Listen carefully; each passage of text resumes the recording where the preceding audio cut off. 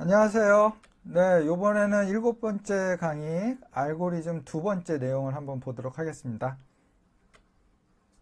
여기서 우리가 볼 거는요, 세 가지의 기본 제어 구조를 살펴볼 거예요. 우리가 알고리즘이라는 것을 계속 설명하고 있는데, 알고리즘을 작성을 할 때 가장 많이 사용하는 것이거든요. 그게 이제 제어 구조인데, 제어 구조 중에서도 기본적으로 세 가지가 있어요.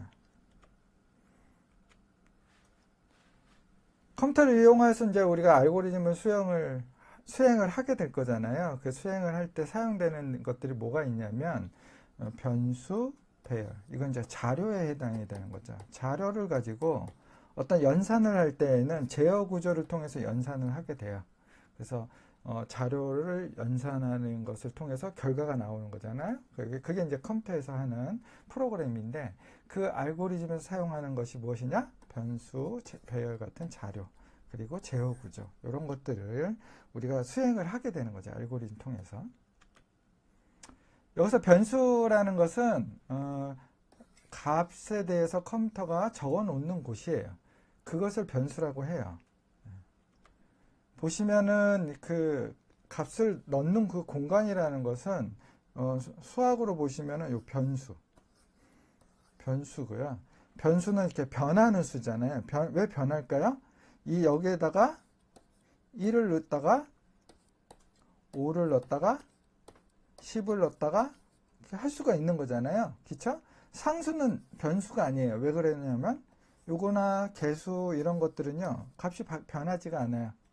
100이 20이었다가 50이었다가 이럴 수는 없는 거죠. 그냥 100은 계속 100인 거죠. 그렇지만 변수들은 계속 바뀔 수가 있어요. 왜냐하면 담는 그릇이기 때문에 이 그릇에다가 무엇을 넣느냐에 따라서 값이 계속 바뀔 수 있거든요. 그래서 이제 제가 그릇이라고 얘기했는데 공간을 얘기하는 거죠. 공간을 그릇이라고 얘기할 수도 있고, 지금 저렇게 박스 안에다 넣는다고 생각할 수도 있고, 우리가 상상을 그렇게 하면 돼요. 실제적으로는 메모리죠. 우리가 이렇게 메모리 안에 넣는 거거든요. 이 메모리에 이제 그 양이라는 거는 그 메모리에 따라서 다 다른 건데, 어쨌든 그 메모리의 한 공간에 데이터를 넣는 거죠. 그걸 우리가 이제 상상이 잘 안 되니까 이런 공간에다가 값을 넣는다, 이렇게 생각하시면 돼요. 변수의 특징이 있어요.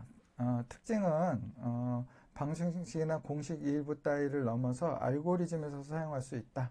예, 알고리즘 안에서 이런 더 확장된 사용을 할 수 있다는 얘기죠. 이런 내용들에 유사하게 알고리즘에서 사용을 해요. 연산식이니까.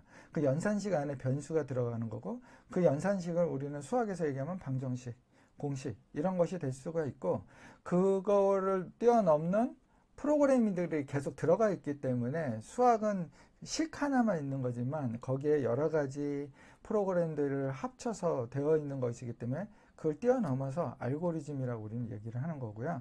변수는요, 이름이 좀 길어요. 수학에서는 X, A, B, C, X, Y, Z 뭐 이런 식으로 쓰지만 변수는 좀 길게 쓰는 편이에요. 예를 들자면 my new car 하면은 차에 대한 변수구나. 새로운 차에 대한 변수 값을 넣으려고 하는구나. 내가 가지려고 하는 차에 대한 새로운 변수구나. 이렇게 이러고 보면은 무슨 뜻인지가 좀 어느 정도 느낌이 올 수 있는 거죠. 그리고 그것을 공간을 사용해요. 메모리라는 공간을 우리가 사용하게 됩니다. 자, 일단은 지금은 간단히 x라고 놓고 x의 화살표 10 이렇게 얘기하면 10이라는 값을 x라는 공간에다가 넣어주자, 이렇게 되는, 이 말이 그런 말이에요. 이렇게 얘기할 수도 있죠. 물론 이제 x에도 공간이 있고 y에도 공간이 있고 z에도 공간이 있어요.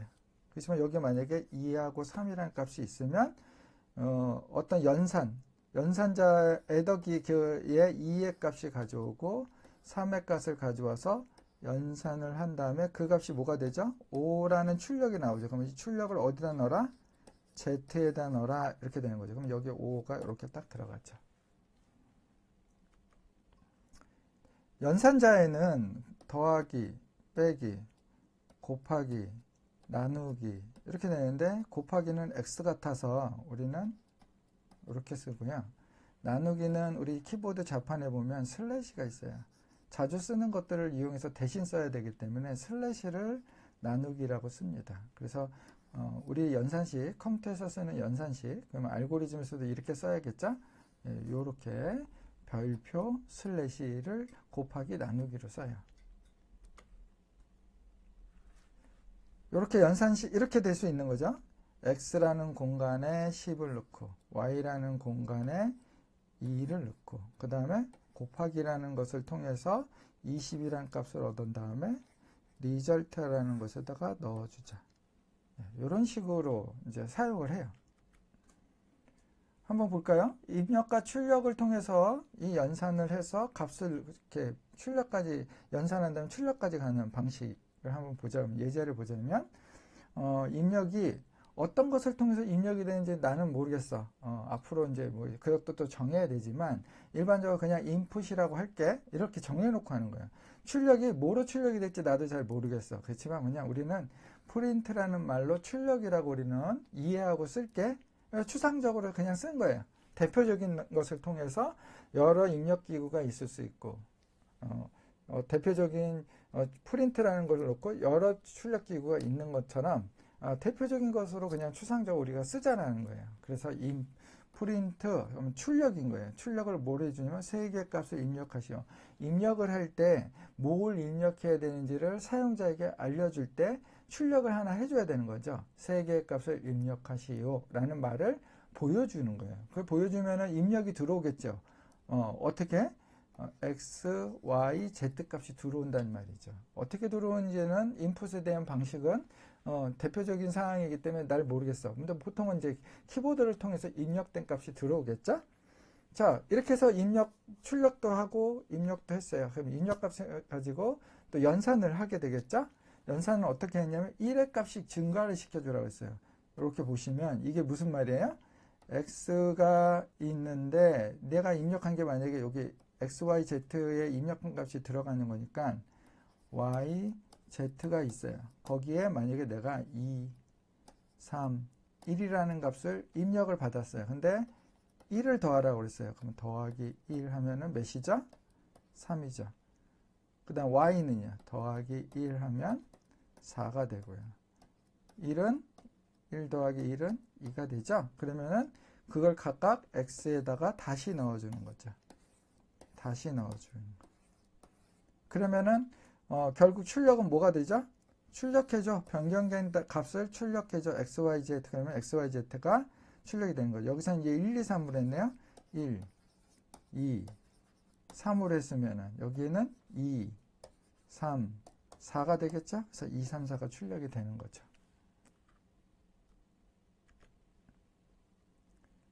자, 변수의 이름이 길어진다고 했잖아요. 왜 길어지느냐 하면은 의미를 부여하기 때문에 그래요. 그냥 x, y, z, a, b, c라고 한다면 이게 무슨 뜻인지 우리는 잘 몰라요. 변수의 그것을 우리가 직관적으로 알 수 있는 이름을 부여를 해줘야 돼요. a, b, c 이런 식으로 하는 거야. 이게 무슨 뜻이지? 잘 모르지만 이거로 보게 되면 이해가 돼요. 일한 시간이 10시간이라는 거지. 일한 시간이라는 이 변수에다가 내가 10시간 일했다는 것을 넣어주는 거네. 오케이. 그 다음에 시급을 6,000원이라고 하는 것 같으네. 6,000원이 시급이야? 너무 싼데? 이런 식으로 값을 넣어주는 거죠. 그러면 이거는요. monthly pay. 월급여구나. 그럼 몇 시간을 일한 것을 시급으로 곱하면은 그 값이 월급이 되겠네. 우리는 이걸 딱 보면 알바를 해갖고 시급에 대해서 얼마씩 시급당 얼마씩 해가지고 급여를 받는 거에 대한 계산식이네. 이거는 잘 모르겠지만 이걸 보면 알 수가 있죠. 그렇기 때문에 이름이 길어질 수밖에 없어요.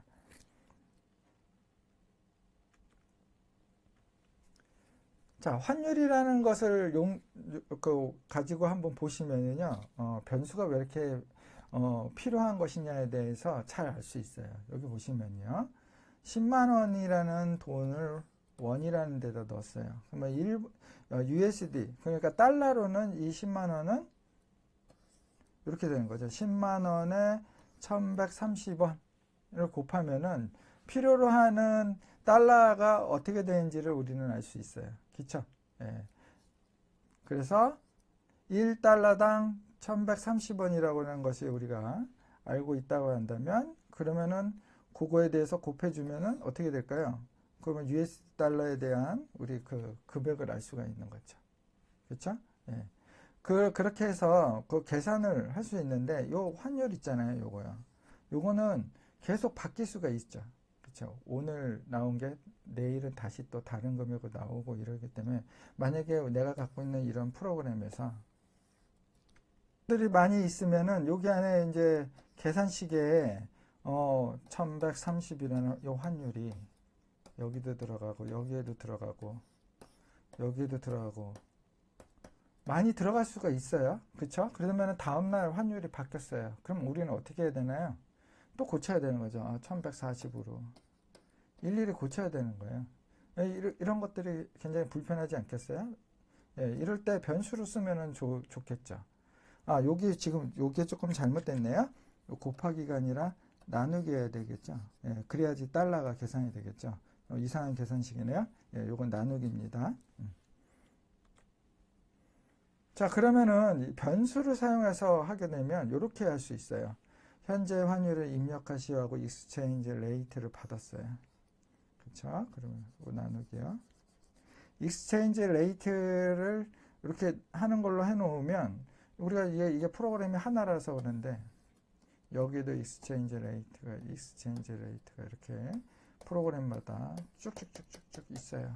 그럼 이거 일일이 찾아서 고칠 필요가 없죠. 여기에 익스체인지 레이트의 입력값을 우리가 받았기 때문에 오늘은 1130원으로 입력했는데 내일은 1140원으로 한 번만 입력해주면, 매일 한 번만, 뭐 하루에 한 번 바뀐다면은 입력 기간에다가 한 번만 입력을 하고, 아니면은 뭐 한 시간마다 바뀐다고 하면은 뭐 한 시간마다 할 수도 있는 거지만, 그런 것들을 그 주기적으로 입력만 한 번 하면은 나머지는 변수값을 가져다 쓰는 거니까. 그렇죠? 그렇기 때문에 더 고칠 일이 없어지는 거죠. 그렇기 때문에 변수를 쓰는 게 좋을 거예요. 이렇게 해주면은 변수에 대한 활용이 굉장히 많이 쓸 수 있는 그런 것들이 되겠죠. 그래서 우리가 무엇을 쓸 때마다 그런 변수를 통하여서 값들을 설정을 해놔야 프로그램이 효율적으로 쓸 수가 있습니다. 이런 원도 마찬가지겠죠. 이런 일이 변화가 많아. 그렇다고 한다면 이것도 입력을 통해서 변수로 가지고 쓰면은 좋겠네 라는 것으로 이걸 입력 기간에다 통해서 또 받아서 할 수도 있겠죠.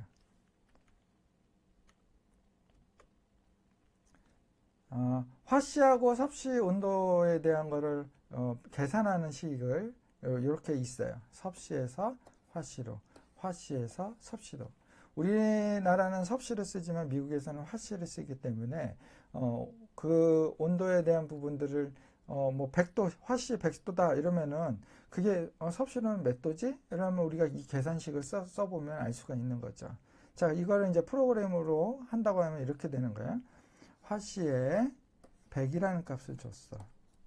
자, 이런 100을 갔었으면 거기에 32를 빼. 그 다음에 5를 곱해. 그 다음에 9를 나누면 섭씨 온도가 나와. 이렇게 될 수 있는 거죠. 자, 이렇게 프로그램을 짜는 거를 이렇게 공식을 활용해서 할 수도 있어요. 자, 화씨 값을 넣었어? 그러면 요게 섭씨를 고치는 공식이야. 요 공식 그대로 쓰는 겁니다. 5 곱하기 화씨 빼기 32 나누기 9. 이렇게 해서도 되죠. 이렇게 화씨 빼기 32 곱하기 5 나누기 9. 이렇게 써도 되죠. 순서는 곱하기는 순서가 바뀌어도 상관이 없으니까. 이렇게 이제 공식으로 써놓으면 알아서 계산을 해가지고 출력을 할 수 있죠. 네, 이런 식으로 이제 변수를 활용하고 그리고 연산식을 활용할 수가 있습니다. 음료를 바꾸는 문제. 데이터를 이렇게 바꿔야 되는 수합을 할 때가 있거든요. 그러니까 A하고 B하고 있는데 이걸 바꾼다고, 음료를 바꾼다고 생각해서 바꿔서 줘야 되나? 그러면은 이걸 여기다 부으고 이걸 여기다 부을 수 있나요? 할 수가 없죠. 섞여 버리니까. 그럼 어떻게 해야 되는 거죠? 그러면은 템포러리를 하나가 필요한 거예요. 여기다가. 그래서 A를 C에다가 붓고, 그 다음에 B를 A에다 붓고, 여기가 B였으니까. 그 다음에 여기에 담았던 것을 A에 담긴 거죠. 요거를 B에다가 붓고. 이렇게 하면은 바뀌게 되죠. 네, 이런 방식으로 데이터를 옮기는 일들이 많이 쓰여요. 그러니까 이게 별거 아닌 것 같아 보이지만 익숙해질 필요가 있어요. 자, 그러면은 이러한 데이터에 대한 걸 우리가 알았는데 이 데이터에 대한 기본 제휴 구조가 무엇인지 세 가지에 대한 걸 한번 보겠습니다. 첫 번째로는 순차 구조예요. 순서대로 하는 거예요. 두 번째는요, 선택 구조예요. 둘 중에 하나 어떤 거 쓸 거야? 이게 둘 중에 하나라고 얘기했지만 셋 중에 하나일 수도 있고요. 10 중에 하나일 수도 있어요. 어쨌든 선택 구조인 거죠. 그래서 이 구조의 그런 논리에 참인 것은 일로 가고 거짓인 것은 일로 가고 그리고 나서 다시 어떤 순차 구조의 약간의 변형인 것 같죠? 그렇죠? 여기 안에서 순차를 가다가 선택을 한 다음에 다시 순차 구조로 가니까. 그 다음에는요. 반복 구조가 있어요. 이것에 대해서 만족하면 이것을 수행하고 다시 돌아와. 그리고 만족하지 않는다면 그냥 가. 이렇게 되는 거죠. 그러니까 순차 구조에 쭉 가는 거에서 물어보면서 순차 구조로 가는 거에서 만족하면 뒤로 가. 만족하지 않으면 쭉. 이렇게 되는 거죠. 그러다 보니까 계속 만족하지 않으면 이런 거니까 요것에 만족하면 반복인 거죠. 만족하지 않으면 순차적으로 그냥 내려가는 거고요. 결국 이게 반복이 되는 거죠. 몇 번을 반복하느냐에 대한 것은 요 조건에 만족할 때에는 계속 반복, 만족하지 않으면 다음으로 넘어가는 식으로. 요거를 이제 반복 구조죠. 그러니까 이렇게 보시면 순차 구조의 변형의 선택 구조가 생긴 거고 선택 구조에서 요거를 리턴을 한 번만 만들어주면 이거 반복 구조가 되네? 이렇게 되는 거죠. 그렇게 해서 만들어진 거예요. 자, 순차 구조에서는 명령어를 이렇게 나열해 놓기만 하면 그대로 이렇게 쭉 순서대로 실행하는 거죠. 뭐 예제를 보시면 알겠지만 사각형의 가로와 세로를 입력하시오 라고 안내를 프린트한 다음에 입력을 받았어요. 그래서 길이하고 넓이를 받았어요. 그러면은 이거 곱하기 해주고 그거를 면적이라고 생각하고 받으면 출력하면은 그러면은 사각형의 면적을 구하는 그런 알고리즘 있죠. 예, 이거는 순차 구조예요. 그렇죠? 두 개 정수를 받아서 합계를 한다. 그러면 두 개 정수를 입력받아서 그 다음에 더해서 합계를 출력 이렇게 되는 거죠. 부가세 계산 어떤 가격을 입력을 하면 그 가격에 입력받은 값을 0.1을 더 곱해주면 그러면은 부가세가 나오죠. 그쵸? 그러니까 1,000원이면 0.1을 곱해주면 100원이 나오죠. 100원. 그러니까 100원이 출력이 되죠. 아, 내가 1,000원이면 부가세가 100원이네. 그러면 받아야 될 돈은 1,100원이네. 이렇게 되는 거죠. 자, 순차 구조 다음에 이제 선택 구조. 선택 구조라는 것은 조건이 있어요. 날씨가 좋은가? 좋으면 오케이. 운동. 아니면 공부. 예, 이거 선택하는 거죠. 그래서 이렇게 써요. if 조건 맞으면 이거. 아니면 이거. 그리고 조건문 끝. 이렇게 되는 거죠. 요게 생략이 될 수 있어요. 아니면이라는 거예요. 그냥 맞으면 하고 아니면 그냥 어떤 명령어가 없다고 한다면 요거를 생략하는 거죠. 그러면 이렇게 되는 거죠. 그렇죠? 자, 가격을 넣었어요. 여기서 입력을 받았어요. 입력을 받았을 때 무슨 얘기를 하냐면 그 가격이 2만 원을 넘으면 내가 샀던 가격이 2만 원이 넘으면 yes야? 2만 원이 넘어. 그러면은 그럼 배송료는 0원 이렇게 되는 거죠.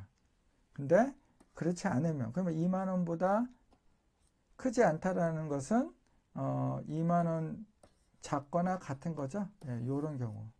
예, 요런 경우가 여기에 해당이 돼요. 그랬을 때는 어떻게 해요? 3,000원의 배송료가 들어가. 이렇게 되는 거죠. 배송료에 대한 차징할 때 이대로 쓰는 거죠. 자, 학생으로부터 성적을 입력받아서 합격인지를 출력하는 알고리즘이에요. 그러면은 성적을 입력받아서 그게 합격 여부를 60점으로 했어요. 60점을 보다 크거나 같으면, 그러니까 60점일 수도 있고 65점일 수도 있고 100점일 수도 있겠죠. 그러면 합격. 그렇지 않으면 뭐 그거는 할 일이 없어서 그냥 합격 여부만 알려줘. 이런 프로그램이 될 수도 있죠. 예. 이런 것들도 변수화해도 되겠죠. 요거에 대한 점수를 따로 변수로 가지고 있다가 수시로 바꿀 수도 있죠. 합격 점수가 자주 바뀔 수도 있으니까 뭐 그러면 변수로 써야 되는 거죠. 근무 시간에 따라 초과 근무와 정상 근무를 판별하는 알고리즘. 그러니까 만약에 72시간이 뭐 초과 근무 수간이다. 뭐 계속 바뀌곤 있지만 52시간일 수도 있고, 그쵸? 48시간일 수도 있지만 이건 좀 과도한 거네요. 예. 만약에 72시간보다 넓다 이렇게 하면은 초과 근무, 아니라면 정상 근무. 예, 요거를 이렇게 썼으면 좋겠네요. 그쵸? 짝수와 홀수를 판별하는 알고리즘. 어떤 값을 입력을 받았어요. 정수를 입력하시고요. 정수라는 것은 실수가 아닌 것을 얘기하니까 뭐 5, 10 이런 거죠. 2.5 이런 거는 정수가 아닌 거예요. 그러니까 입력을 할 때 이런 거 입력해 달라고 안내를 준 거죠. 그래서 받았어요. 받으면 이게 짝수인지 홀수인지 우리는 단번에 알 수 있지만 컴퓨터는 어떻게 판단을 하냐면요. 2로 나눠서 나머지 값이 9예요. 나머지가 몇이죠? 1. 여기는요? 0. 나머지가 0이죠. 그 연산자가 모듈러라고 해서요. 요거를 우리는 기호로 얘기할 때는 퍼센트를 써요. 이건 나누기, 이거는 곱하기, 요거는 나눈 다음에 나머지 값. 그러니까 요게 뭐야? 2로 나눠서 나머지 값. 그러면 이거 5일 때에는 1이 나오고 10을 입력하면 0이 나오겠죠.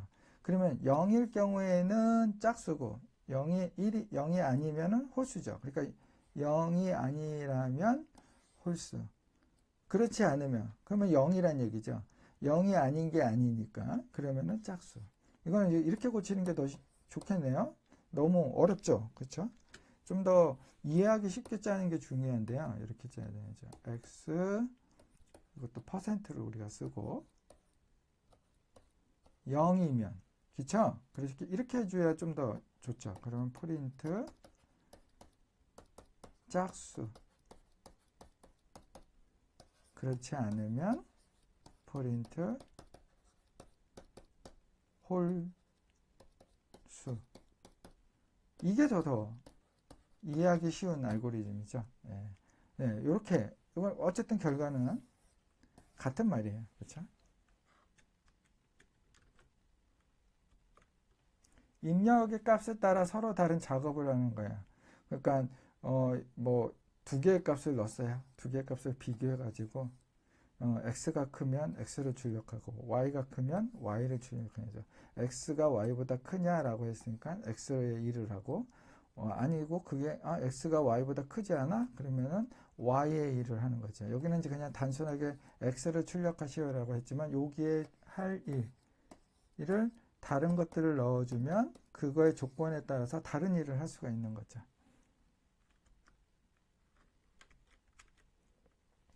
자, 사용자의 이름과 나이를 물어본 다음에 간단하게 답변을 하는 거예요. 이렇게 이름을 입력받고 나이를 입력받은 다음에 나이가 20살보다 어리다고 한다면 프로그램을 배우는 최적의 나이입니다. 이렇게 얘기하고 20보다 크면은 그러면 또 그에 맞는 대답을 해줘야 되겠죠. 아직도 늦지 않았습니다. 이름을 입력받았으니까 이렇게 얘기해도 좋겠죠. 여기에 프린트 할 때 이런 거였대요. 만약에 프린트 해갖고 철수라는 이름을 넣었어요. 그러면 철수. 그러니까 요게 이름이니까 님 이렇게 하면 좋겠죠. 그리고 아직도 늦지 않았습니다. 이렇게 해주면 더 좋죠. 그러면 누구님 아직도 늦지 않습니다까지 이름을 받았으니까 그것도 쓸 수 있게 의미가 있게 해주면 좋겠죠. 예. 자, 선택 구조에서도 여러 개가 선택을 해야 되는 경우가 있어요. 지금 이제 3개를 선택해야 되는 경우가 있을 수 있죠. 그래서 10만 원 이상이면 배송료는 0원인데 2만 원에서 10만 원 사이면 3천 원. 아예 2만 원 미만이 적은 금액이면 5천 원의 배송료를 받는다. 이렇게 조건이 가질 수 있어요. 그럼 이런 거죠. 입력을 받았을 때 10만 원보다 커? 그러면 0원. 그렇지 않아? 그럼 또 한번 물어봐야 되는 거예요. 그렇죠? 하나의 if문으로 해결이 안 돼요. 그럼 또 물어봐. 그렇다면 2만 원보다 또 커? 그러면 그 얘기는 뭐죠? 10만 원보다는 작은데 2만 원보다는 큰 거죠. 예, 이렇게 되는 거죠.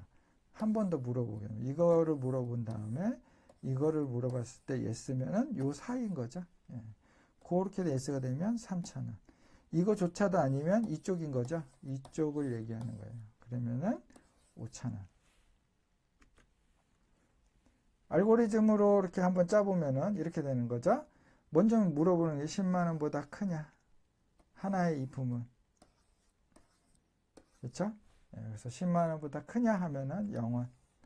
그렇지 않아? 그러면은 작은 거네. 작은 거를 둘로 나눠야 되죠. 2만 원보다 큰 것과 그렇지 않은 거. 그래서 2만 원보다 크다면 그 중간이니까 3,000원. 2만 원보다도 더 작으면 5,000원. 이렇게 되는 거죠. 그러면 결국 나온 배송료에 대해서는 뭐에 따라서 이 상품 가격에 따라서 여기 들어오겠죠. 점점 알고리즘 짜는 거에 좀 익숙해지시나요? 이렇게 쉬운 걸 계속 이렇게 가지? 라는 것은 여러분들이 이제 알고리즘을 짤 때 이렇게 어떻게 표현하는 말이라는 것은 아주 쉬운 말에서부터 여러분들의 입에 붙어 있어야 말하기가 좋아지는 거거든요. 우리가 언어를 배운다고 생각하시면 돼요. 그래서 알고리즘을 짜는 것에 대해서 이렇게 연습을 자꾸 하다 보면은 프로그램을 짤 때 좀 더 여러분들이 좀 어려운 것들도 쉽게 금방 이제 표현을 할 수가 있습니다. 큰 수를 출력한다 라는 걸로 한다면 물어봐야죠. 그냥 x가 y보다 크니 이렇게 물어볼 수도 있고 y가 x보다 크니 이렇게 물어볼 수도 있고 x가 y보다 작니 이렇게 물어볼 수도 있어요. 경우에 따라서 이것의 조건에 따라서 결과의 명령어를 바꿔주면 되기 때문에 뭐 조건은 여러 가지가 있을 수 있는데 일단 이거를 x가 y보다 큰가 라고 물어보면 그것에 대해서 크면 x를 출력, 작으면 y를 출력. 그렇죠? 네. 시작해서 끝 되는 거죠. 자, 세 번째로는 우리가 반복 구조를 한번 볼게요. 같은 처리 과정을 여러 번 반복하는 경우가 있습니다. 자, 반복이 없다고 한다면은 만약에 30명에 대해서 평균을 구하는 작업이 있으면 똑같은 작업을 30번을 되풀이해야 돼요. 예, 많이 불편하죠. 전교 학생들이라고 하면 한 반이면 30명이면 전교 학생이 만약에 1000명이라면 이 1000명의 일을 그렇게 일일이 계산을 한다고 하면 얼마나 어렵겠어요. 그렇죠? 이게 반복이 일어나는 일이 우리 실생활에는 정말 많이 있습니다. 그러면 이렇게 해야 되는 거죠. 자, 이렇게 조건을 주고 이 조건에 맞으면 이런 일을 반복해. 이 조건이 뭐가 될까요? 1000명이면은 1000보다 작으면 계속 평균 구하는 것을 반복해. 이런 말이 되겠죠. 그렇죠? 1000명을 넘으면 어떻게 되는 거죠? 학생 수를 다 했으니까 그만 이게 되는 거죠. 그러면 끝 되는 거죠. 환영합니다를 5번 얘기하는 건 어렵진 않아요. 그렇지만 1000번을 말하면 굉장히 힘든 거죠. 예. 단순한 것을 우리가 계속 반복한다고 한다면 이런 것은 반복문을 쓰는 게 중요하죠. 그래서 0부터 시작을 해요. 물론 1부터 시작할 수도 있고 10부터 시작할 수도 있는데 0부터 시작하는 이유는 우리가 이제 컴퓨터에 익숙해져야 돼요. 컴퓨터는 0부터 시작해요. 0부터 수를 세요. 우리는 1부터 수를 세잖아요. 근데 사실은 숫자는 0에서부터 9, 10에서부터 19 이런 식으로 구성이 되어 있잖아요. 그러니까 컴퓨터가 이런 이 기반에 따라서 구성이 되어 있어요. 0번째 주소, 1번째 주소 이렇게 되어 있거든요. 그러니까 0부터 쓰는 게 익숙해질 필요가 있으세요. 그러면 0부터 시작을 했어. 근데 이게 5보다 작죠? 그러면은 환영합니다. 그 다음에요. 1을 더해서 다시 i한테 1을 그 값을 줘. 그럼 i가 뭐가 되나요? 0이었던 게 아까는 i가 처음에는 0이었다가 요번에 이것 때문에 어떻게 되죠? 1이 되죠. 1은 5보다 작죠. 그러면 환영합니다를 또 해요. 그 다음에 또 2로 다시 와서 5보다 작죠. 그럼 환영합니다. 그 다음에 3 환영합니다. 4 환영합니다. 여기가 그 다음에 4가 들어왔을 때 5가 되죠. 예, 2를 더하니까. 그럼 5는요. 5는 5보다 작지 않죠. 그러면은 끝. 몇 번 반복했나요? 결국 이걸 통해서 0, 1, 2, 3, 4 5번 반복한 거죠. 그렇죠? 그래서 환영합니다가 5번 됐을 거예요. 자, 봅시다. 1부터 시작할 수도 있어요. 자, 1부터 시작하는 거로 보면 i가 10보다 작으냐 이렇게 물어보면 안 돼요. 그러면 1부터 시작했는데 i가 지금 1부터예요. 그렇죠? 그러면은 1, 2, 9하고 그럼 9는 10보다 작냐? 작아. 10은요? 10은 10보다 작아? 아닌데 10은 10보다 작진 않은데 그럼 요거는 안 하게 돼요. 그럼 몇 번 하게 되나요? 10번을 해야 되는데 마지막 10이 수행이 안 되죠. 그쵸? 그러니까 요거 주의해야 돼요. 1부터 시작을 해서 10까지 포함을 시키려면 작거나 같으냐 요게 이제 조건이 조금 달라지죠. 요런 거 주의해서 하셔야 돼요. 자, 요런 실수 정말 많이 하거든요. 자, 합계를 구하는 거예요. 자, 1일 때 토탈은 합계를 구할 때는 0부터 시작해야 되죠. 더해 주는 걸 10부터 시작하면 안 되고. 그렇죠? 방은 만들어 놔야 돼요. 그래서 0이라는 값을 만들어 놓은 다음에 거기다 더해 줘야 되는 거죠. 토탈에 더한다고 했어요. 여기 처음에 아무것도 없으면 안 되죠. 0이라는 값이 있어줘야 0에다가 1부터 시작하니까 1을 더해서 토탈에게 줘. 그러면 1이 되죠. 예, 그 다음에 i가 그 다음에 2가 되죠. 2를 더했으니까. 그러면은 여기가 이렇게 되죠. 토탈 i가 0일 때 토탈 1이 됐고요. i가 2일 때는 자 1이 와서 다시 토탈을 하게 되면 몇이 되죠? 1에다가 1을 더하니까 2. 그 다음에 2로 돌아오게 되면 몇이 되죠? 요게 2니까 2에다가 2를 더하니까 0에다가 2를 더하면 1이고요. 1에다가 2를 더하면 잠깐만요. 여기 잘못됐네요. 요거 좀 고쳐서 다시 한번 해보겠습니다. 여기 0부터 시작한 게 아니었죠. 예, 시작을 잘못하니까 값이 이상하게 나왔어요. 보실게요. 자, 1이 들어오게 되면 1이죠. 0부터 시작한 게 1이 들어왔을 때 더해지면 토탈은 1이 되고요. 2가 들어오면요. 요게 2가 돼서 다시 가죠. 그러면 2가 들어오면 토탈은 다시 더해질 때 여기다 2를 더해 주는 거죠. 그러니까 3이 되고. 그쵸? 3이 들어오면 3에다 3을 더하니까 6이 되고 4가 들어오면 10이 되고 이렇게 되는 거죠. 그래서 언제까지? 10이 되면 요게 10이 돼서 10은 작거나 같을 수도 있으니까 만족하네? 그러면 10 더해지는 값까지 나오면 아마 55겠죠? 예, 55가 되면서 끝나는 거죠. 예. 자, 요런 이제 합계를 구하는 알고리즘. 369 게임에 대한 걸 아주 심플하게 하나를 좀 한번 해볼까요? 3의 배수일 때에만 박수를 치는 거예요. 그 얘기는 뭐냐면은 아까 얘기했죠. 2로 나눠지는 것이 0이면 짝수라고 했잖아요. 그러니까 2로 나누면 그러니까 10을 요게 모듈러 2로 나눴을 때 이 값이 0이 나오죠. 그쵸? 나머지 값이요. 몫이 아니라. 그럼 이거는 짝수죠. 그러면 어떤 것들이죠? 2, 4, 6, 8 다 이게 다 짝수인 거죠. 결국 뭐죠? 이거 배수예요. 2의 배수. 그러니까 3으로 나눠지는 거라고 하면 3의 배수가 되는 거죠. 그쵸? 그래서 이거예요. i 모드 3 이거를 기호로 표현하면 이렇게 되는 거죠. 이게 어떻게 될 때 0이 되면 3의 배수인 거죠. 짝수는 2의 배수인 것처럼. 그러면서 그렇게 물어본 거예요. 3의 배수이면 박수, 아니면 아닌 거는 출력. 그리고 이게 됐으면은 요게 됐으면 그 다음에 다시 또 1을 더해서 반복이 어떻게 되는 건지 한번 볼까요? 1부터 시작해서 100보다 작거나 같을 때까지 요 반복에는요 1부터 시작을 해요. 1부터 그 다음에 출력하라고 그랬죠. 아닐 경우에 3의 배수가 아니면 2 3의 배수 그 다음에 다시 반복 1을 더하면 1일 때 1의 배수가 3의 배수가 아니기 때문에 출력 1 그 다음에 2일 때 3의 배수 아니니까 출력해서 2 3일 때 3의 배수이니까 박수 이렇게 되는 거죠. 그리고 다시 4가 돼 가지고 또 돌아가면 4는 3의 배수가 아니니까 4 5 박수 언제까지?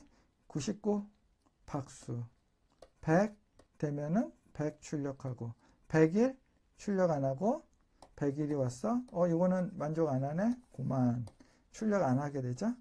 그래서 1부터 100까지 출력을 하는데 사이사이 박수를 치게 되는 거죠. 이 알고리즘 이해가 되셨어요? 369 게임 이걸 응용해서 이렇게도 짤 수 있겠네요? 뭐가 있죠? 3의 배수가 아니라 D의 숫자, 그러니까 13, 요 D제, 23, 33, 이런 것들도 응용해서 할 수 있잖아요. 근데 여러분들이 지금 배운 알고리즘 안에서는 여러분들 그 문법 안에서는 이걸 해결할 수 없어요. 이거는 이제 다른 언어를 배우고 나서 할 수 있는 기술인데요. 그러면 이제 369 게임을 만들 수 있거든요. 팩토리얼을 계산하는 것들도 알고리즘을 짤 수가 있어요. 자, 보실게요.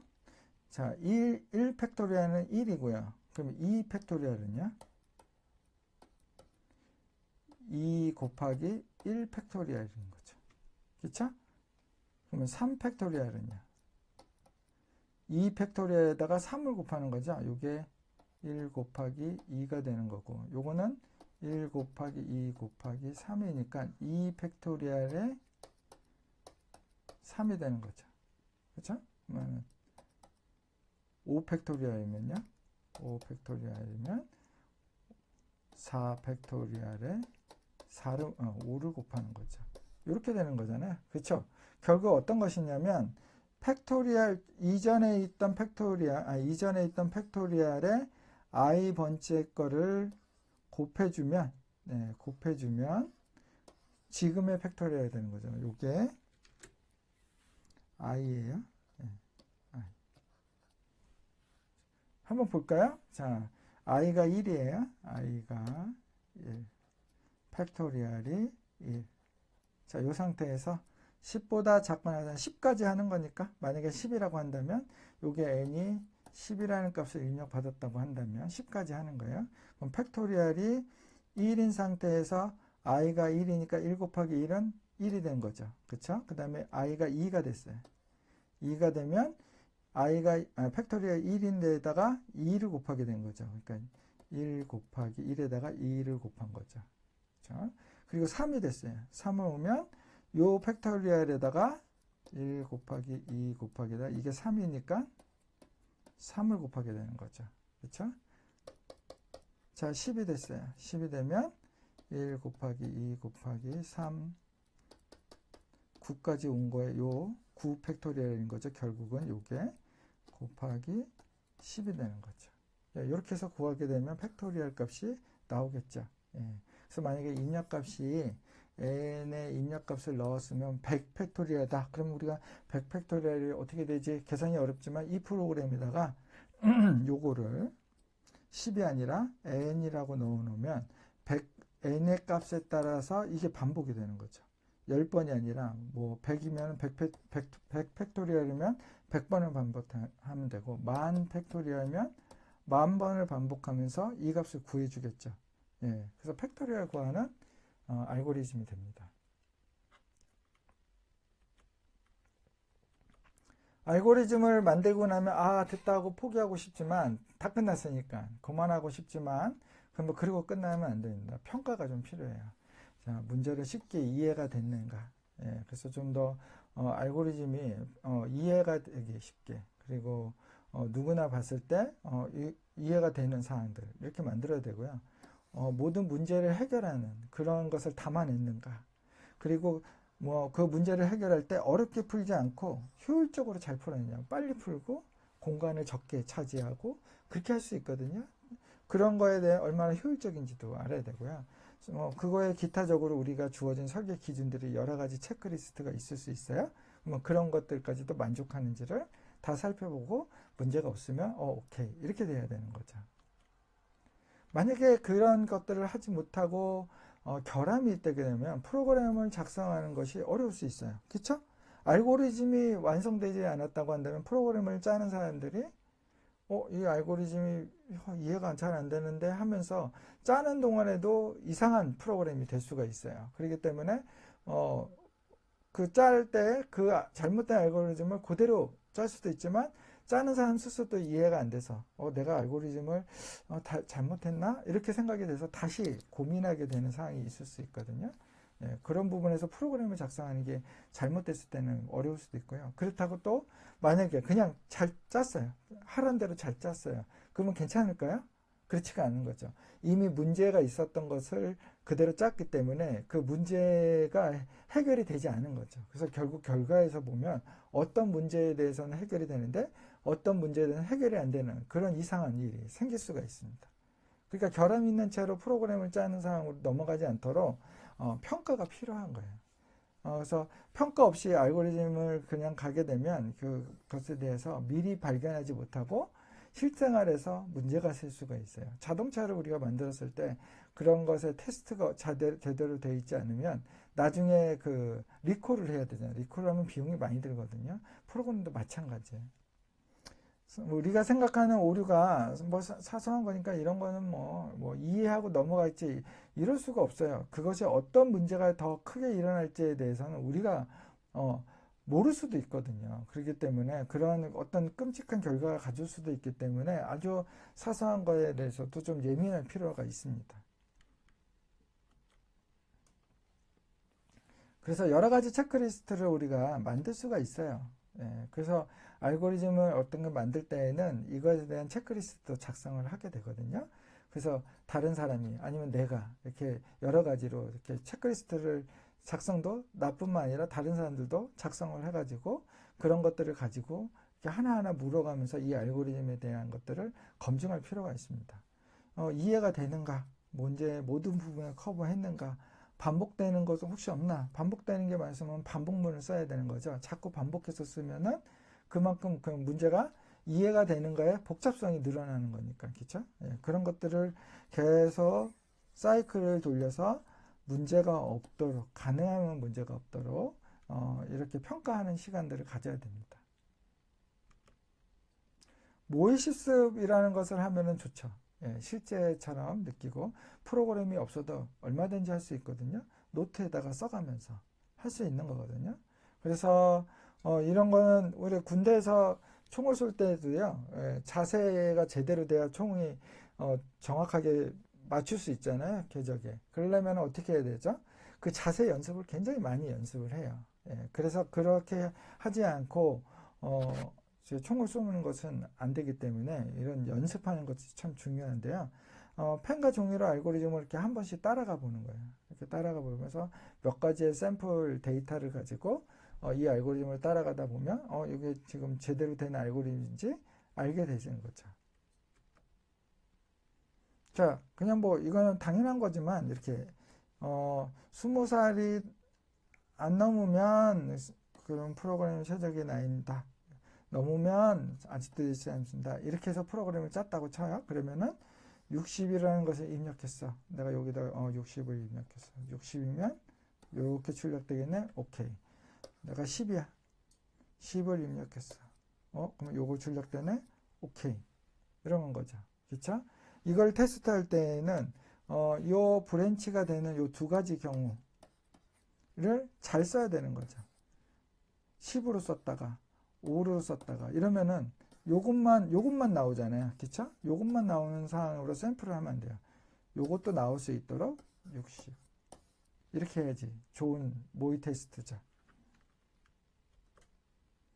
네, 여기까지 해서 우리가 알고리즘에 쓰는 그 가장 기본적인 데이터에 대한 얘기 그리고 제어 구조에 대한 얘기를 한번 살펴봤습니다. 수고하셨습니다.